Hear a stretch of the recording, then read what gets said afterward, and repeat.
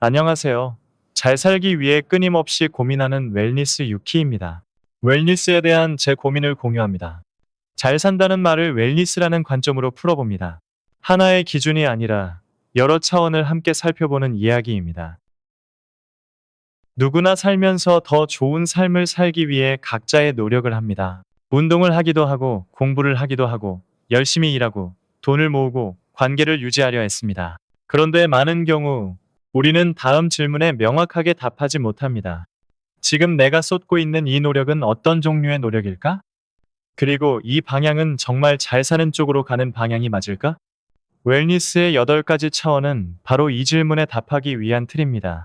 삶을 평가하거나 점수 매기기 위한 도구가 아니라 내가 현재 어디에 에너지를 써왔는지 점검하고 앞으로 어떤 부분에 노력을 해야 할지 보기 위한 도구에 가깝습니다. 웰니스의 8가지 차원. 웰니스는 하나의 영역이 아닙니다. 일반적으로 다음과 같은 8가지 차원으로 구성됩니다. 신체적 웰니스, 정신적 정서적 웰니스, 사회적 웰니스, 지적 웰니스, 직업적 웰니스, 경제적 웰니스, 환경적 웰니스, 그리고 영적 웰니스입니다. 이제 이 8가지를 하나씩 살펴보겠습니다. 신체적 웰니스. 신체적 웰니스는 흔히 말하는 건강한 몸입니다. 하지만 여기서 말하는 목표는 겉으로 건강해 보이는 몸이 아니라 실제로 오래 사용할 수 있는 몸입니다. 예를 들어 단기간에 체중을 급격히 줄이거나 무리한 운동으로 몸을 혹사시키는 것은 겉으로는 건강해 보일 수 있지만 지속 가능하지 않습니다. 몸은 단기간에 소비할 대상이 아니라 평생 함께 가야 할 삶의 기반이기 때문입니다. 그래서 신체적 웰니스는 속도보다 지속성을, 성과보다 회복력을 더 중요하게 봅니다. 신체적 웰니스를 강화하여 지속 가능한 몸을 만들어 나가고자 합니다. 정신적 정서적 웰니스. 정신적 정서적 웰니스는 건강한 정신 상태를 의미합니다. 하지만 이것은 항상 긍정적이고 늘 괜찮은 상태를 뜻하지는 않습니다. 오히려 중요한 것은 감정을 적절하게 느낄 수 있는 능력입니다. 즐거울 때는 즐거워하고 슬플 때는 슬퍼할 수 있는 상태. 그리고 스트레스를 완전히 없애려 하기보다는 스트레스와 함께 살아가는 법을 배워가는 것입니다. 많은 심리학 이론에서도 정신적 건강의 핵심은 스트레스를 제거하는 것이 아니라 스트레스에서 회복하는 능력, 즉 회복 탄력성에 있다고 이야기합니다. 정신적 정서적 웰니스를 강화하여 감정을 그대로 느끼도록 하고 회복 탄력성을 높이고자 합니다. 사회적 웰니스. 사회적 웰니스는 단순히 사람을 많이 만나는 삶이 아닙니다. 관계가 삶에 어떤 영향을 주고 있는지에 대한 이야기입니다. 사람은 혼자서도 살 수는 있습니다. 하지만 혼자만으로 잘 살기는 어렵습니다.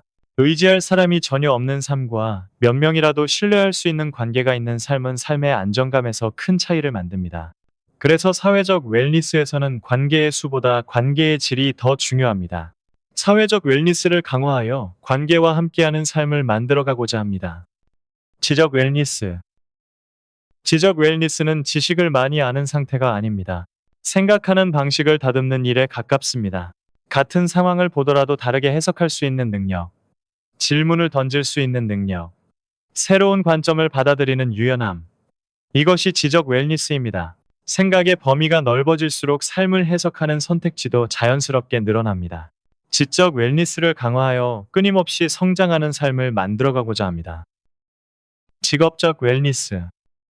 직업적 웰니스는 일을 얼마나 열심히 하느냐의 문제가 아닙니다. 일이 삶에서 어떤 역할을 하는가에 대한 문제입니다. 같은 일을 하더라도 삶을 소모시키는 일로 느끼는 사람도 있고 삶을 지탱해주는 축으로 느끼는 사람도 있습니다. 직업적 웰니스는 일과 삶의 관계를 점검하며 내 삶을 지탱하는 구조를 만들어가는 과정입니다. 직업적 웰니스를 강화하여 삶의 기둥을 세우고자 합니다. 경제적 웰니스. 경제적 웰니스는 돈을 많이 버는 이야기와는 다릅니다. 핵심은 돈 때문에 삶이 흔들리지 않는 상태입니다. 돈이 부족해서 선택지가 사라지거나 돈 문제 때문에 삶 전체가 불안정해지는 상태는 웰니스와 거리가 멉니다. 돈은 목적이 아니라 삶의 선택지를 지키기 위한 도구입니다. 경제적 웰니스를 강화하여 경제적 자유를 이루고자 합니다. 환경적 웰니스. 환경적 웰니스는 공간과 구조에 대한 이야기입니다. 우리는 환경의 영향을 받으며 살아갑니다. 책상이 어지러운 상태와 정돈된 상태에서 집중력은 분명히 다릅니다.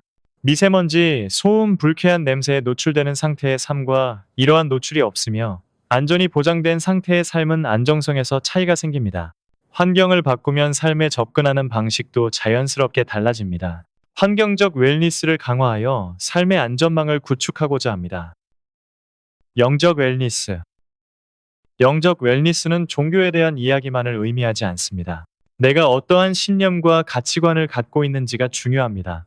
내가 어떤 기준으로 살아가고 있는지, 무엇을 중요하게 여기고 있는지, 삶과 죽음을 어떻게 받아들이고 있는지를 스스로 질문해 봅니다.